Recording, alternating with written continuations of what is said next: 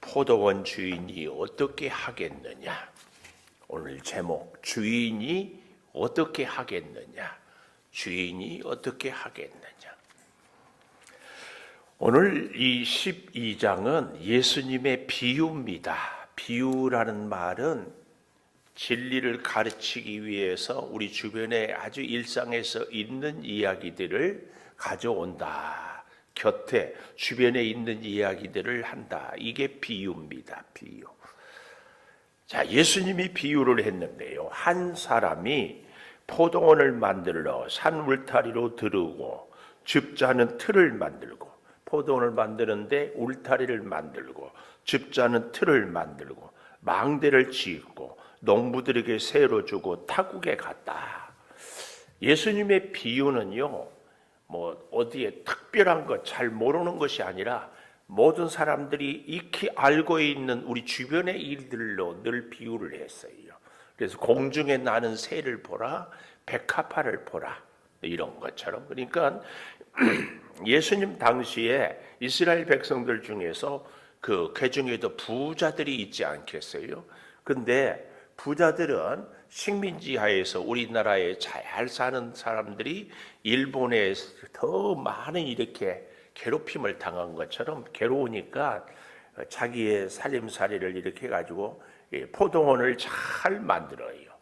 이스라엘에서 주로 농사를 하는 그 과일은 무화과하고 포도. 근데 이 포도를 이렇게 잘 만들어 울타리를 치고 또 줍타는 틀도 줍자는 이것도 만들어 놓고 또 망대도 세워서 다른 데로 들짐승이라든지 혹은 다른 것들이 해치지 못하도록 완벽하게 다 해놓고 새로 주고 떠나요. 왜냐하면 로마의 식민지가 자꾸 괴롭히니까 자기 재산으로 잘 만들어 놓고 자기는 해마다 거기 소출의 소득으로 편하게 살고 어디 가서 다른 외국에 가서 로마의 지배가 없는 곳, 또 날씨도 공기도 물도 좋은 데 가서 남은 여생 지내는 것. 이런 사람들이 이스라엘 백성들 중에 부자들이 가끔 그런 일들을 했다, 그 얘기예요.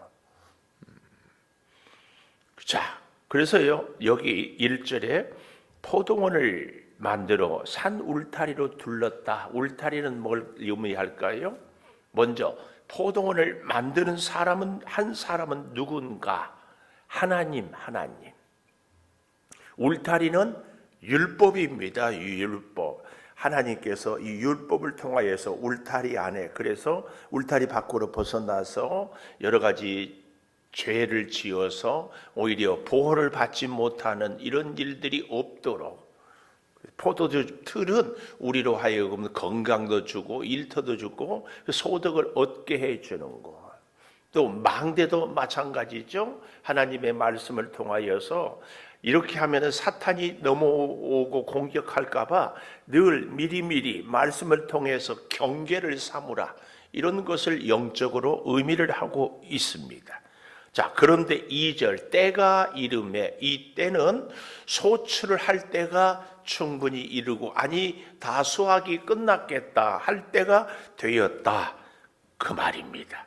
그리고 농부들에게 포도원 소출 얼마를 받으려고, 약속보다는 원래 계약을 하지 않았겠어요? 그 계약보다는 결코 많은 것이 아닌 그냥 얼마를 받으려고 한 종을 보냈다, 그래요. 근데 오히려 농부들은 어떻게 했습니까?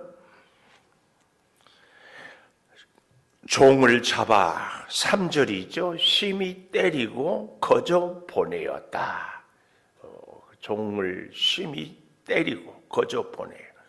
안 되겠다 싶어서 4절, 다시 다른 종을 보내니 이번에는 아예 머리까지 때려서 상처를 내고, 능욕이란 말이 뭐예요? 우리 남자들의 이 볼기짝, 이 뒤 궁둥이 이쪽을 아예 다 잘라내서 수치를 당하게 하는 것. 전쟁에서 포로를, 그래서 예수님이 십자가에 못 박혀 죽음을 당할 때도 실오라기 하나도 거치지 않고 다 이것은 굉장한 수치를 겪게 하는 거거든. 그러니까 이 농부들이 주인의 종들을 처음에는 때리고 거저 보내었는데 두 번째는 머리까지 상하게 하고 또 아주 수치스럽게 다시는 못 오게 이렇게 해버리는 이런 모습을 지금 얘기하고 있습니다. 그리고 또 다른 종을 보냈어요. 5절에 보시면 또 다른 종을 보내니 어떻게 했습니까? 죽이고 그 외에 많은 종들도 더러는 때리고 더러는 죽였습니다. 도대체 말을 듣지 않아. 여기서 종들이 누구냐? 주인은 누구라고 했어요?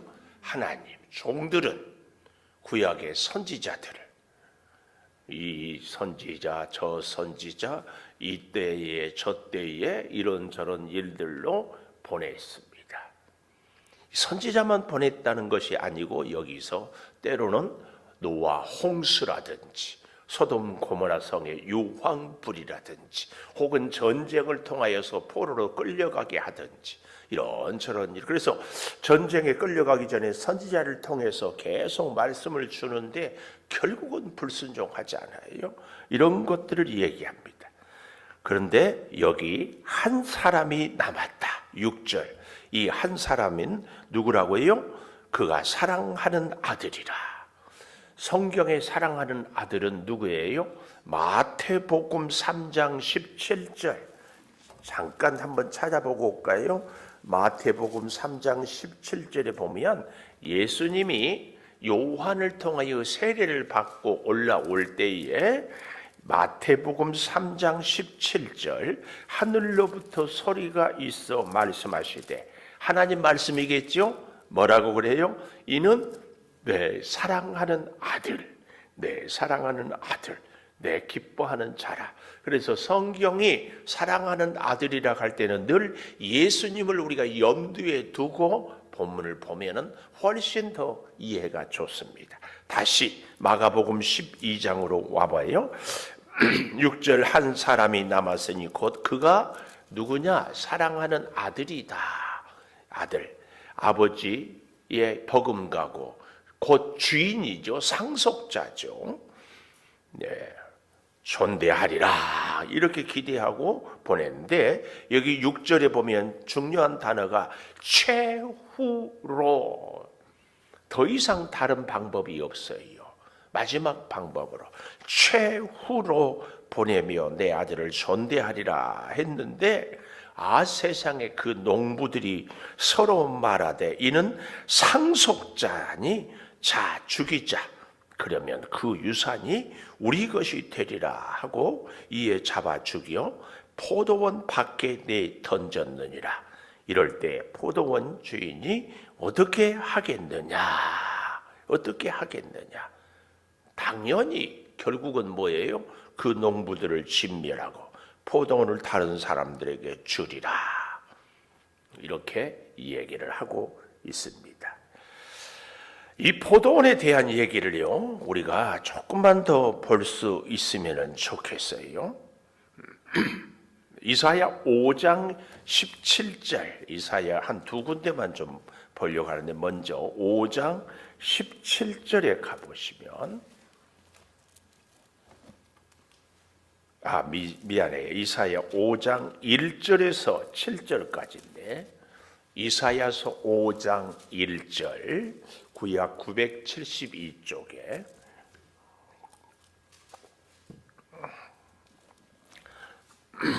이사야서 5장 1절 나는 내가 사랑하는 자를 위하여 노래하되 내가 사랑하는 자의 포도원 나오지요. 포도원을 노래하리라. 내가 사랑하는 자에게 포도원이 있으며 심히 기름진 사내로다. 아주 그러니까 이 포도원 주인이 포도원을 만들고 아주 기름진 포도원을 만들었다. 그 말이에요. 어떻게 만들었어요? 땅을 파서 돌을 제하고 극상품 포도나무를 심었다. 그 중에 망대를 세우고 슬투를 파고 좋은 포도 맺기를 바랐더니 세상에 뭐가 맺혔어요? 들포도가 맺혔어요. 잘 기억하십시오. 극상품 포도나무를 심고 기름진 땅에 심고 다 준비를 해놨는데 결국은 들포도를 맺었어요. 3절 예루살렘 주민 유다 사람들아 구하노니 이제 나와 내 포도원 사이에 사리를 판단해 봐라. 내가 내 포도원을 위하여 행한 것 외에 무엇을 더할 것이 있으랴. 내가 좋은 포도 맺기를 기다렸거늘 들포도를 맺으면 어찌 됨인고. 완전하게 극상품 포도나무까지 심어주고 다 했는데 도대체 들포도를 맺으면 어찌 됨인고. 이제 내가 내 포도원에 어떻게 행할지를 너희에게 이르리라. 내가 그 울타리를 걷어 먹힘을 당하게 하고 담을 헐어 짓밟히게 하고 황폐하게 하리니 다시는 가지를 자рем이나 북을 돋우지 못하여 찔레와 가시가 나고 구름에 명하여 비를 내리지 못하게 하리니 만군의 여호와의 포도원은 이스라엘 족속이고 기뻐하시는 나무는 유다 사람이라. 그들에게 정의를 바랐더니 포악이요 공의를 바랐더니 부르짖음이었다. 이렇게 말씀하고 있습니다. 그러니까 예수님의 오늘 마가복음 12장의 이 포도원 비유는 이 이사야서 5장을 보면은 더 눈에 쏙 들어옵니다. 아하, 포도원은 하나님께서 만들어준 주시니, 그리고 포도나무나 이런 것들은 다 유대, 이스라엘, 하나님의 백성들인데 그 하나님의 백성들을 최고의 극상품으로 심고 거두게 했더니 열매를 뭘 맺어버렸다? 들포도를 맺어버렸다. 그 얘기입니다. 이것을 염두에 잘 두고요. 한 번만 더 이사야서 8장 14절을 한번 가보십시다. 이사야서 8장 14절을 나중에 좀 하는데 기왕에 이사야서를 왔기 때문에 보고 갔으면 좋겠다.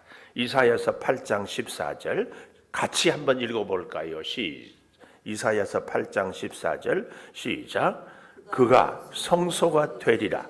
그러나 이스라엘의 두 집에는 걸림돌과 걸려 넘어지는 반석이 되실 것이며 예루살렘 주민에게는 함정과 올무가 되시리니. 이스라엘의 성소가 하나님께서 될 줄 아는데 이스라엘 두 집, 이스라엘과 남쪽 유다 백성에게 걸림돌과 넘어지는 반석이 되고 예루살렘에게는 함정과 올무가 될 것이다. 이렇게 말씀을 주고 있습니다. 그러니까 이 돌에 대한 이야기를 참 좋은 돌로 했는데 오히려 그 돌이 걸림돌이 된다는 이 의미를 갖고 자 다시 마가복음 12장으로 와보겠습니다. 그래서 10절 보면 너희가 성경에 건축자들의 버린 돌이 모퉁이에 머릿돌이 되었나니 이렇게 말씀을 하고 있습니다. 건축자의 버린 돌이 모퉁이에 머릿돌이 되었다. 이 버렸다는 이 단어를 이 주석을 통해서 원문을 보니까요. 그냥 버린 것이 아니라 시험해보고 잘 분별해보고 깊이 생각해보고 완전하게 다 해본 후에 버렸다 그 말이에요. 그냥 대충 생각 없이 그냥 기분 나빠서 버린 것이 아니라 곰곰이 생각해보고 시험해보고 잘 이리저리 따져보고 도저히 안 되겠다 그래서 버렸다 그런 의미예요. 그런데 여기서 그러면 건축자들이 누구냐? 건축자들이 누구냐? 이것이 중요합니다. 건축자들은 누굴까요? 이스라엘의 서기관, 제사장, 장로들인 종교 지도자들이 그들이 예수님을 버린 돌을 예수님을 버렸어요. 그런데 그 버린 돌이 모퉁이에 머릿돌이 되었다. 우리 창조교회도 머릿돌이 있지요? 혹시 어디 있는 줄 아세요? 카페 주방이라고 하지요? 우리 들어가면 오른쪽에 카페 내려가서 오른쪽 벽에다가 이 교회는 서울 창동교회 성도들이 주의 복음을 위해서 갈망하는 마음으로 세웠습니다. 이 머릿돌이요. 근데 이스라엘은 건축을 할 때에 우리하고는 조금 달라요. 어떻게 합니까?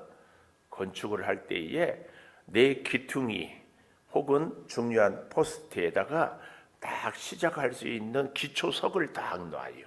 이걸 머릿돌이라고 그래요. 머릿돌. 그래서 이 건물의 한계를 딱 짓는 거예요. 이 건물은 몇 평짜리인데 여기까지 남쪽 끝, 동쪽 끝, 북쪽 끝, 서쪽 끝 이렇게 해가지고 그래서 거기부터 시작을 해요. 그러니까 이스라엘은 머릿돌이 건축의 시작이에요. 우리나라는 머릿돌이 건축 다 해놓고 마지막 완공. 그 차이가 있다는 거예요. 건축의 머릿돌이 되어요. 근데 여기 이 의미가 깊은 의미가 있어요. 건축자들의 버린 돌이 모퉁이의 머릿돌이 되었다. 여기에 우리 신앙에 우리 교회에 깊은 진리가 있어요. 그 장로들, 제사장들, 서기관들이 예수님을 버렸어요. 왜 버렸을까? 제가 잘 아는 목사님이 교회를 새로 건축을 했어요. 근데 예산이 부족하니까 어떻게 했을까요? 의자라든지 성구라든지 이런 것은 다 그대로 썼어요. 근데 교회 건물은 새 것인데 잘 지었는데 그만 옛날 의자 그냥 그렇게 갖다 놓으니까 도저히 요즘 애들 말로 뭐가 안 맞아요? 깔맞춤이 안 되는 거예요. 우리도 그러잖아요. 인테리어를 하고 다시 집을 도배하는데 아니 거실만 하자. 거실을 하고 안방에 들어가니까 우중충해가지고 도저히 안 되니까 다시 안방도 이렇게 하잖아요. 그러다 보면 돈이 오히려 더 예산이 많이 들잖아요. 근데 오늘 이 본문은 이런 얘기입니다. 건축자들이, 이 말은 종교 지도자들, 장로나 서기관과 제사장들이 예수님을 보니까 안 맞는 거야. 대표적으로 안 맞는 게 우리가 11장, 마가복음 11장 15절 바로 앞에 있잖아요.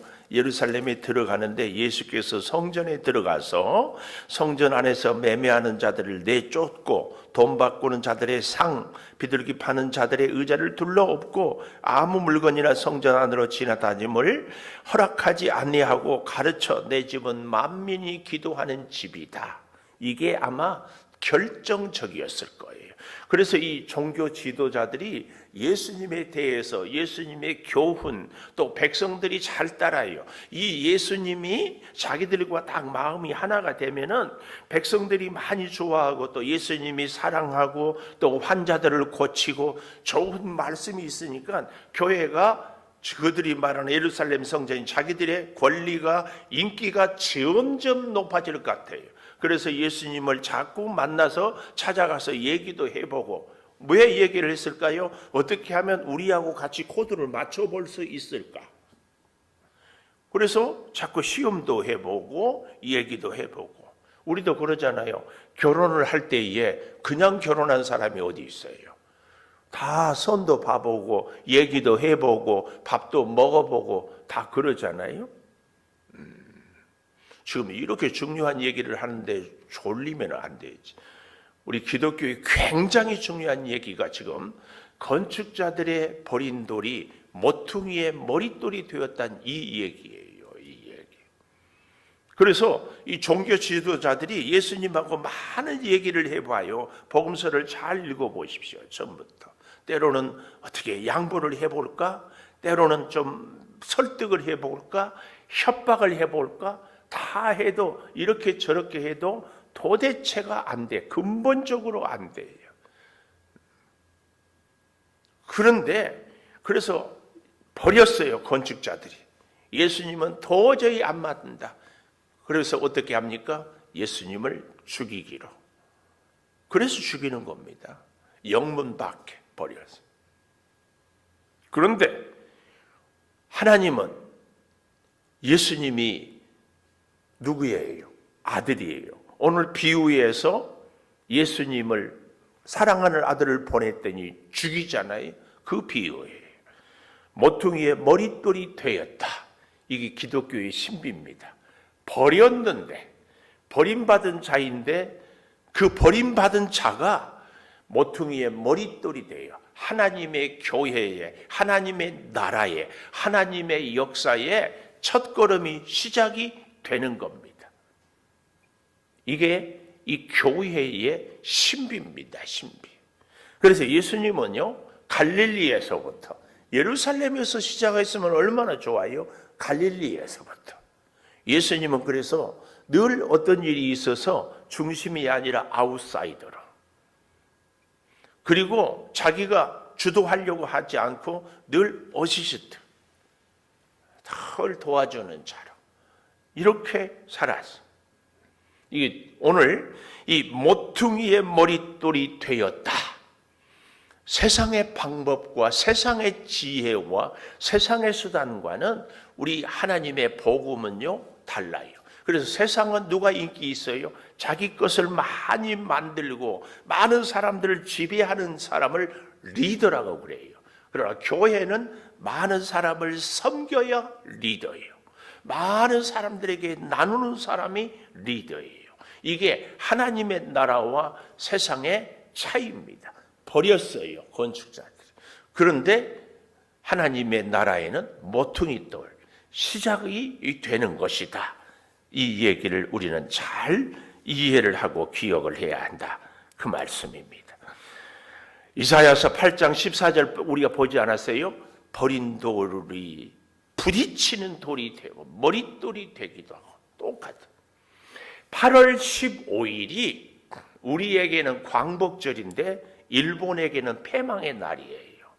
예수님이 예수를 믿는 우리들에게는 모든 것의 시작이요, 기초요, 머릿돌이요. 그러나 예수님을 믿지 않는 사람들에게는 걸린 돌, 부딪히는 돌, 당시의 종교 지도자들에게는 예수님이 거치는 돌, 부딪히는 돌이 되는 거예요. 그러나 하나님의 뜻을 믿고 따르는 자들에게는 예수로 구원을 이루고 예수로 새로운 인생이 시작이 되는. 그러니까 이 종교 지도자들이 예수하고 도저히 맞지 않아. 제가 집을 지어놓고 성물들을 옛날 것 갖다 놓으니까 맞지 않은 것처럼 새로운 진리의 예수님과 구약의 예수관이 맞지 않으니까 장로들이 예수를 죽이는 거예요. 이게 이사야 5장에 극상품 포도를 심었더니 뭐를 맺었다고요? 들포도를 맺었다. 오늘 이 마가복음 12장의 교훈을 여기서 찾아야 돼요. 까딱 쉽게 표면적으로만 보면은 이 농부들이 흔히 악한 농부들이라고 그러잖아요. 포도원을 가지려고 탐심, 욕심 때문에 종들을 때리고 보내고 마지막에 아들을 죽였다. 그래서 포도원을 차지했다. 이렇게 생각할 수 있지만 이사야서를 근거로 잘 우리가 이해를 해보면 결국은 이 농부들은 극상품 포도를 맺을 수 없는 사람들이 돼버린 겁니다. 이것이 오늘 이 12장의 비유의 핵심입니다. 핵심. 그들은 극상품 포도를, 하나님 나라의 구원을 이룰 수 없는 사람들이에요. 결국은 그들은 뭘 했어요? 종교 지도자들은 성전에서 장사하고 자기들의 이름을 높이고 자기들의 소유를 자꾸 확장하는 데만 관심이 있었지 예수로 말미암아 구원을 얻게 하는 데에 관심이 없었다. 그 말씀입니다.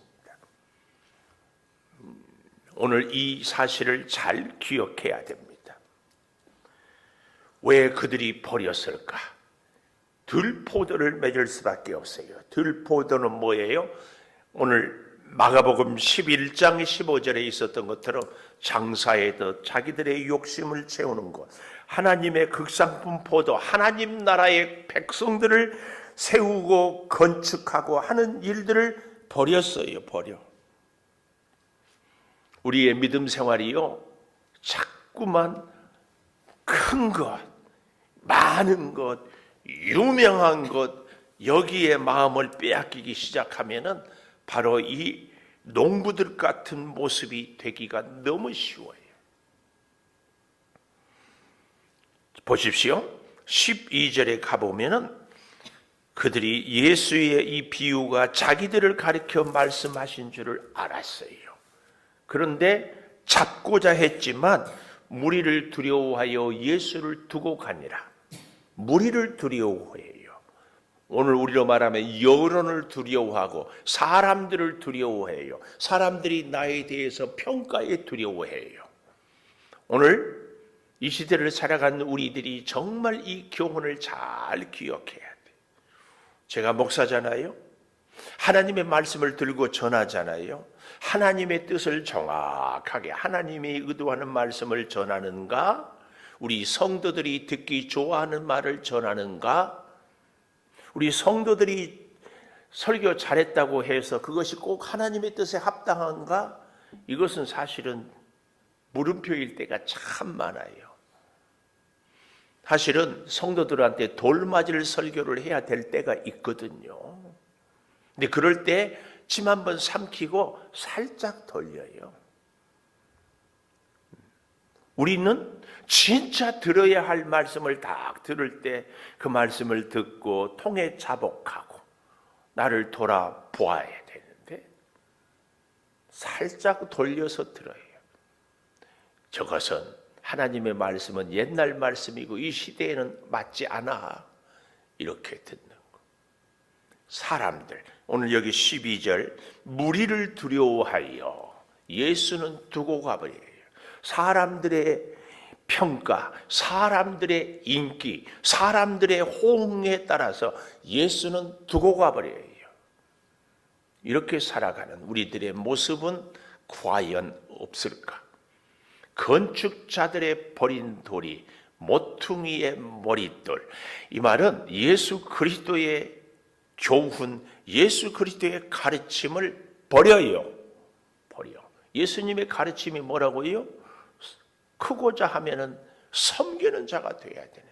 우리는 섬김을 받는 데에 늘 관심을 있어요.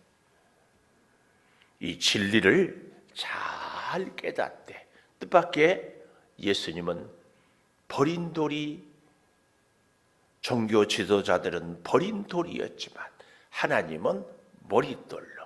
오늘 우리도 어쩌면 이 세상이 사람들이, 무리들이 인정하지 않지만 주님이 인정하는 이 굉장히 심오한 진리를 우리 교회가, 아니 우리 예수 믿는 우리가, 그래서 예수님이 예루살렘에서 복음을 전하지 않고 어디서? 갈릴리에서 힘 있는 자들, 권력 있는 자들이라고 그들과 마음을 하지 않고 약하고 힘없는 자들. 이것이 하나님 나라의 비밀입니다. 아니 구원의 신비입니다. 신비. 오늘 우리가 이 사실을 잘 기억하고 들포도가 아니라 극상품 포도. 뭐예요? 극상품은? 예수님이 말하는 이 극상품은 하나님 구원을 이루는 것. 들포도는 뭐예요? 세상의 명예, 세상의 소유, 여기에 마음 빼앗기지 않도록 하는 것. 기도하겠습니다. 주인이 어떻게 하겠느냐? 하나님, 주인이 우리를 사랑하고 주인이 우리를 건져내고 주인이 우리를 구원하고 하나님께서 우리에게 복주고 역사를 다 주셨음에도 불구하고 오늘 우리는 아무것도 하지 못한 줄을 믿습니다. 우리는 들포도만 맺고 살아가는 존재가 되지 않기를 사모합니다. 무리에 의식하는 것이 아니라 주님을, 하나님의 말씀을 따르게 하여 주시옵소서. 세상은, 건축자들은, 세상의 권력자들은 버립니다. 그러나 주님은 머릿돌로 삼으십니다. 세상의 방법이 아닌 주님의 뜻을 따르는 우리 모두가 되게 하여 주시옵소서. 필리핀 선교 팀들에게 주여 함께하여 주시고 그곳에 가서까지 생명의 복음을 전하는 귀한 사역을 잘 감당케 하여 주시옵소서. 지금은 우리 주 예수 그리스도의 은혜와 아버지 하나님의 무한하신 사랑과 성령의 감동하심이 영원토록 함께 하시옵기를 간절히 축원하옵나이다. 아멘.